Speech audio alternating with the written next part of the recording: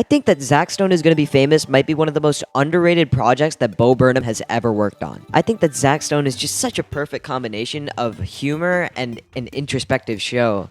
Just like all of Bo Burnham's specials, Zack Stone has plenty of funny jokes and quirky characters while still managing not to interfere with the underlining depressing character arcs. If you've seen the show, that's great, but if you haven't, I'll walk you through it. Zack Stone is gonna have a video essay. Zack Stone is gonna have a video essay. Sure, this video kind of annoying, but Zack Stone is gonna have a video essay. Zack Stone. Zack Stone. The show starts with Zack Stone. You guys are probably asking yourselves, hey, what am I watching here? Slow down. Well, brace yourselves, America. You are watching exclusive behind-the-scenes footage of a pre-celebrity.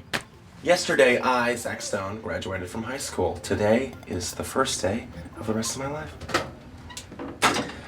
Good. Good, guys. Intimate. Aren't you guys in the shot? No. Good.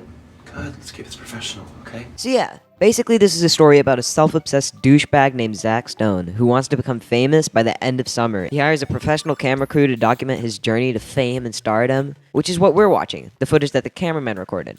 Which brings us to the first topic. Zack Stone is gonna be famous. In Burnham's newest Netflix special, Inside, he wrote a song about all the things that cause society to feel dystopian. Everything that disturbs him and that he would usually joke about in a normal special. There's one line from this song that stands out in particular. Deadpool, self-awareness, loving parents, harmless fun.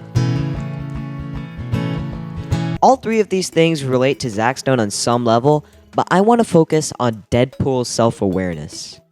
Here's something that Bo Burnham said on a podcast a few years ago. Being self-aware saves you nothing. The most ironic shit online is like Old Spice commercials and Geico commercials where they're going on being like, this is a Geico commercial, wink, and it's like, fuck you. Yeah. And it's like Deadpool, it's like a $200 million movie winking at you, and it's like, is that cool? My boyfriend said this was a superhero movie, but that guy in the red suit just turned that other guy into a fucking kebab.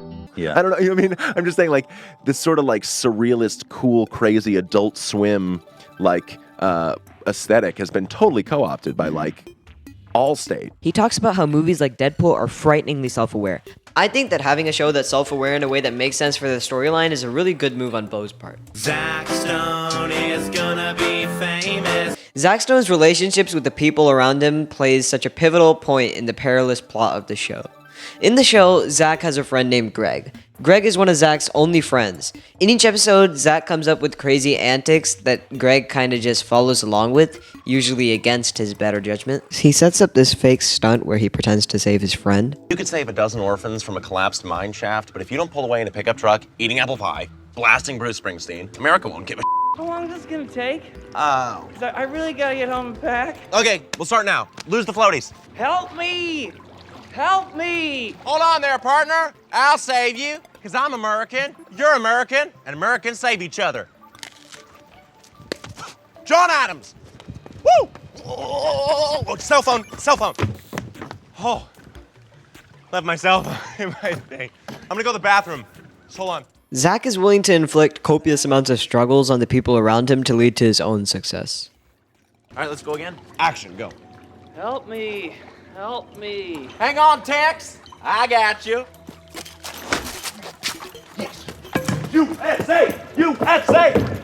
Yeah! No, you're drowning, I'm saving you. All right. Stop it! You gotta stop, you're drowning me! He almost drowned his friend. Oh, How much longer is this gonna take? I just saved this man's life. I could really use a towel if you have a towel. Take it again. Perfect. Just No. reset. Dry you off. No! What are you... Okay. I got a lot of stuff to do today. All right. Okay, and I don't know why my stuff's never as important as your stuff. Yeah, you swallowed a lot of water, okay? I think you're not thinking correctly. No, you're being a again. When the people around him don't comply, he feels as though they don't want him to succeed, or they're jealous of him. Either that or their mind's not in the right place. He has trouble seeing the truth because he's blinded by the fact that he thinks that he has to put on an act, and he thinks that everything is an act. Zack Stone is gonna be famous. At several points in the show, Zach Stone tells the camera to cut. Whenever Zach does this, the cameramen usually continue to record. Moments like these are what allow us to see closer into Zach's life than Zach lets us. Usually whenever Greg is not on board with Zach's scheme, Zach tells the cameras to cut. And in the next scene, Greg is totally fine with it. Zach Stone was able to make friends before the cameras came into his life. This is why the people around him, the people close to him, have stuck with him as far as they could. They knew that deep down somewhere, the real Zach was still around. This Zach is only seen in the moments that Zach thinks the world isn't watching. It's incredibly ironic. The most notable moments in Zach's life are the moments that he doesn't want documented. There's a character in the show named Amy who starts off as Zach's best friend, and he doesn't want her in the show at all. He wants to cut her out from the show completely because he tells her that he wants her to be completely unedited. Later, she goes on to become the main love interest of the show for Zach. And when she gets a boyfriend, Zach doesn't take that well. And Zach does whatever he can to stop this relationship from happening. It's a bit of everything all of the time. Bo Burnham's meta TV show was very efficient in displaying how mentally and emotionally shattering it can be to constantly chase success and fame. Burnham has said that his number one advice for aspiring creators is to just give up. You gotta just take a deep breath and give up. The system is rigged against you. Your hard work and talent will not pay off. That's it. Good night, everybody. Don't take advice from people like me who've gotten very lucky. You know, we're very biased. Like Taylor Swift telling you to follow your dreams is like a lottery winner saying, liquidize your assets, buy Powerball tickets. It works. Yeah. You won't. Bo says that if young, aspiring influencers wanted a stage and a platform to express themselves, the first question he asks them is why. But I worried that making a show about performing would be too meta. It wouldn't be relatable to people that aren't performers. But what I found is that I don't think anyone isn't. And I was just taught, express myself and have things to say, and everyone will care about them. And I think everyone was taught that, and most of us found out no one gives a shit what we think. So we flock to performers by the thousands because we're the few that have found an audience, and then I'm supposed to get up here and say, follow your dreams, as if this is a meritocracy. It is not. Social media, it's just the market's answer to a generation that demanded to perform. So the market said, here. I know very little about anything, but what I do know is that if you can live your life without an audience, you should do it. Zach Stone is the definition of this. He wants attention. He wants people to adore him. What for? He doesn't give a shit, as long as people like him. And how do you get a diverse group of people with their own individual interests to like you? Well, you do a little bit of everything all of the time. If people feel apathy, he's doing something wrong. If people get bored of him, they'll move on. He'll do anything and everything all of the time. There's a few other lines in particular which I feel should be emphasized. Burnham says the word you several times, almost attempting to individualize the listener, attempting to individualize each and every one of the millions of people listening, which is what the internet does flawlessly. This technique dates back to Uncle Sam's posters for recruiting people to the American Army. People love feeling special, and when given the false notion that the world gives a shit what he thinks, it became Zach's primary goal to be famous. Insatiable you. During Zach's periodic realizations where he tells the camera to cut out, further evidence is shown that he is simply insatiable. Mommy let you use her iPad. You were barely 2.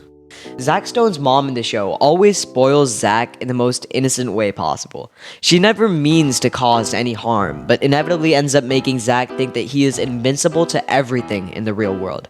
As long as he can get famous, he doesn't need mortal values like a stable income. Zach from a young age was exposed to and arguably even parented by the internet. The internet called his name. The internet sang to him. Websites are designed to keep retention for as long as possible. That way they show more ads and make more money. When several corporations fight for attention, it can be difficult to be committed to one specific thing. This led to Zach being the literal perfect dystopian cultivation of the future generation. A tad, tiny, minuscule bit of everything, all of the time. Zack Stone is gonna be famous. The ending of the show is wacky. That's the best word I've got. Zach goes to the news with clips of him saving his friend. The lady from the news sees Zach's camera crew recording him, and she wants to do a story about him. When he finally has his couple minutes of fame on the news, he realizes he just wanted the people close to him in the first place. The same people he pushed away earlier just so that he could get famous. My house is usually a mess. My family is usually fighting. Point is, it's like that because of me. And despite all that, they said all that really nice stuff about me.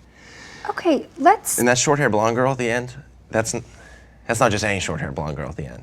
That's Amy. And you'd love her, America. She's really cool. She's funny, and she's smart, and she's pretty, obviously. You know that. And see, I always thought like that this moment would be like the most important moment of my life. But I'm here, and I'm in love with her. So I'm gonna tell her that. I'm gonna go tell her that. He finally got together with Amy and apologized to his family. And then, at the very end of the show, people enjoyed what he did while he was on stage. They came up to him for his autograph, and he began to ominously sing the theme song of the show. Amy proceeds to make this worried face at the camera because she realizes that Zach has been consumed by fame again. Hope you guys like this video. It's a new style that I'm trying. It's one of the few video essays that I put up. I'm starting to do more of those. The reason I really felt like I was qualified to talk about this show is because a lot of Bo Burnham stuff is about generations that are like raised by the internet, and I feel like personally, as part of the newer generation, I have like a right to speak on shows like this. Like there's a lot of shows that I really like. Like I just binged The Community, and as much as I'd want to make a video essay on it, I just don't feel like I'm qualified to, if that makes sense. I didn't talk about the ending too much because I really think that Bo wanted it to be interpreted differently by every single person. I honestly think that the interpretation was that many artists that start off by doing something genuine eventually lose relatability because they're consumed by the lifestyle of fame and riches and money and like just things like that. I think the idea that Bo had behind it was that consumes the people, and then they no longer have that relatability. They no longer have that sense of groundedness and like maybe even like humanity. They lose like the humanity that got them started in the first place. But anyway, thank you guys for watching. I really want to start making a lot more video essays in the future because they're really fun to make. And yeah, bye.